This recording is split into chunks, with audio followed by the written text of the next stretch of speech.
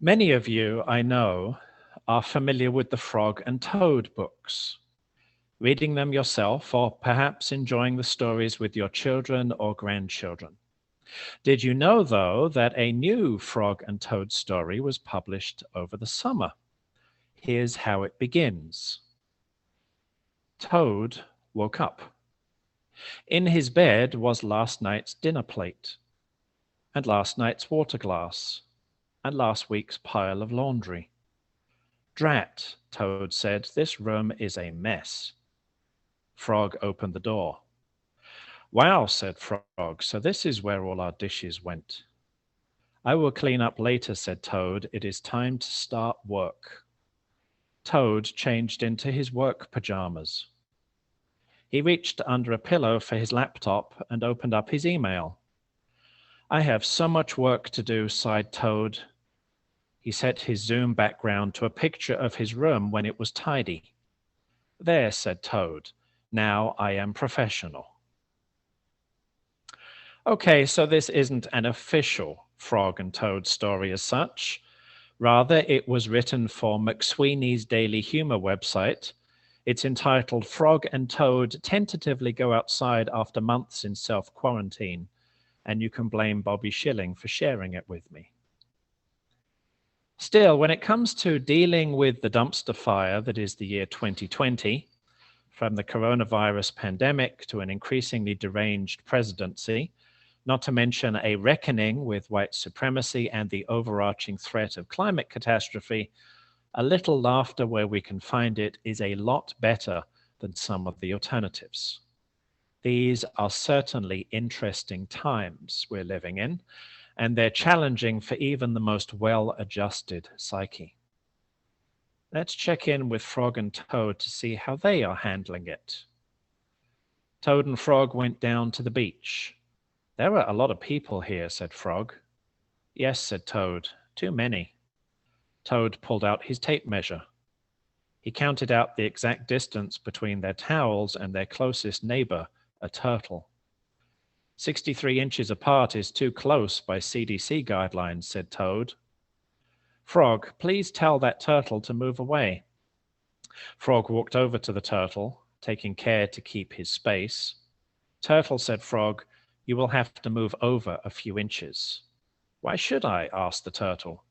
Because there is a pandemic, said Frog. The pandemic is fake, said the turtle.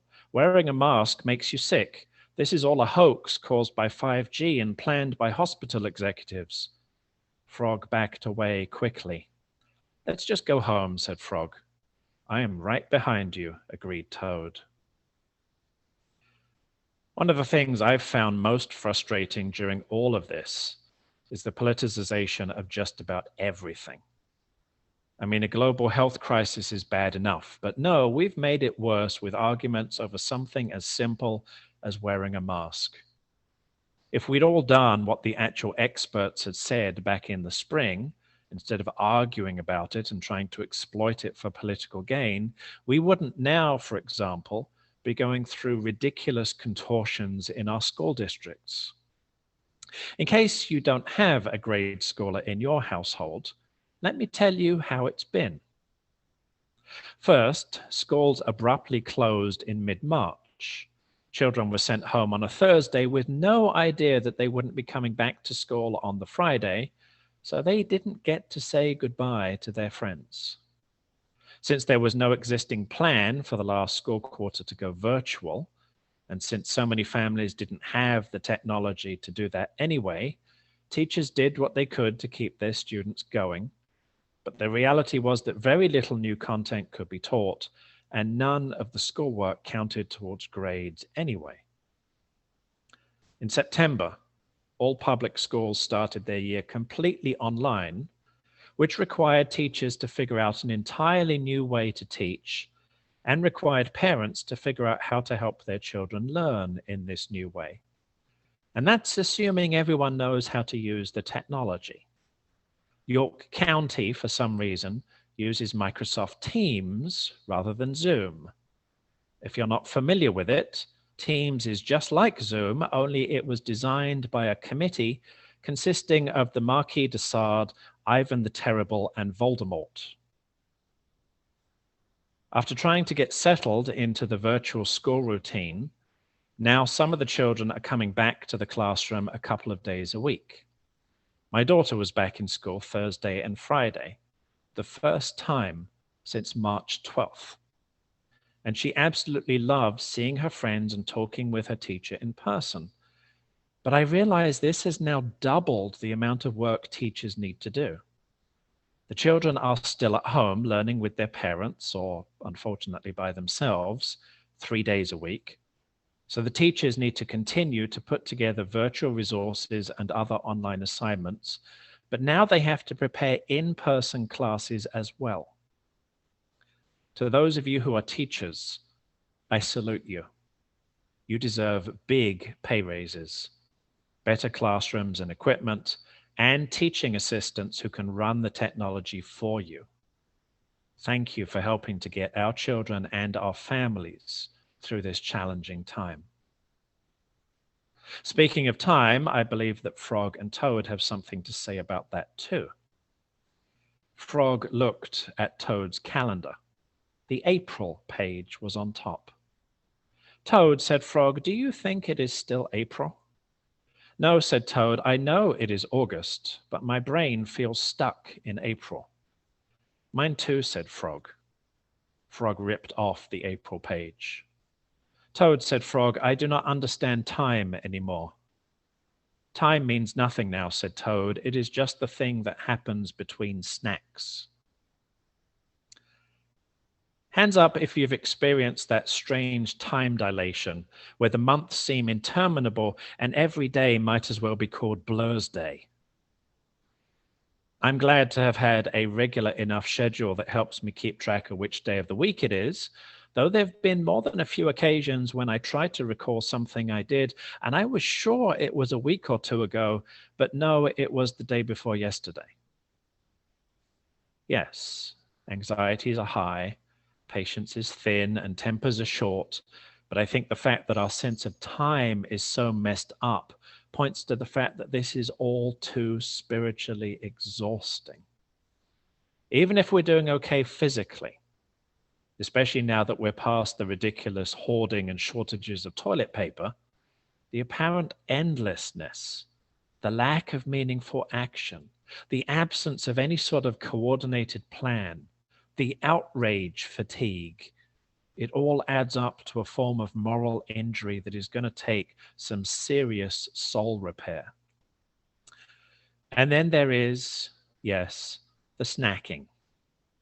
As one meme asked recently, anyone else feel like Halloween is unnecessary this year? I've been wearing a mask and eating candy for 7 months now, so I don't think I need a day dedicated to it anymore. As and when everyone who's been working from home needs to go back to an office or otherwise look like a grown-up again, I'm anticipating a shortage of pants for sale. I know I've certainly appreciated being able to wear shorts most days, to the point that the hair has grown back on my shins, but at least I'm getting outside more with the somewhat cooler weather. On the subject of exercise, let's check in with Frog and Toad one more time. Toad and Frog went for a long walk. They walked across a large meadow. They walked in the woods. They walked along the river. They stopped to take a break. I am already tired, exclaimed Frog. My muscles have atrophied from being inside, grumbled Toad. Frog looked at his reflection in the water. I am out of shape, said Frog. I feel ugly. You are not ugly, said Toad. You are beautiful. I feel round, sighed Frog. Toad stared at Frog. It was his most intense stare. Round is a beautiful shape, said Toad. Frog smiled. The last 7 months have tested us like little else has in most of our lifetimes. We are enduring a paradox where we need to stay physically distanced from one another as much as we can, and yet we need to stay connected to one another perhaps more than ever. So much of what we do as social animals has had to change, and as Unitarian Universalists too. We usually celebrate the water communion, for instance, in a Sunday service. All of us gathered in the sanctuary, taking turns to come up, pour some water into a bowl, and speak of what we bring to the life of the congregation. It's a celebration of our community, how we contribute to it and enliven it as individuals, and how it shares life and continuity with the past and the future. We need that symbolism more than ever, but we can't follow our traditional way of doing it this year. So we held our water communion outside and online, spread out over a number of days to allow people to participate safely and at a time that worked for them. Even doing it this way, though, the message is still there. Our fellowship is a gift from those who came before us, and we share our own gifts with this community of which we are a part, so that it may thrive into the future. One of the parts of our UUFP mission is to connect in love. Love was the first value we named when we were identifying our mission, and we named it quickly. It is truly at the heart of who we are as a congregation, and it's an absolutely essential part of getting us through this. And it's not just an ideal, but a practice. I know many of you have been writing letters or cards or emails to one another, making phone calls, even to sing happy birthday, thank you, Dennis and Carol, and otherwise checking in. The UUA's southern region is even suggesting a good old-fashioned telephone tree to make it official that everyone gets contacted. Though physically distanced, the Moral Mondays demonstrations provide a way for people to see and check in with one another in person, as did the recent and very successful yard sale. I know I very much appreciated having the chance to spend even a little while catching up with those of you who stopped by the sanctuary building this week for our water communion.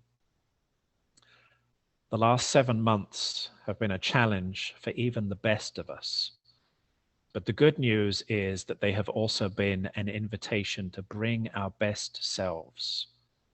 A little gratitude, a little humor, a little kindness. They can go a long way toward making this time better for all of us. May it be so.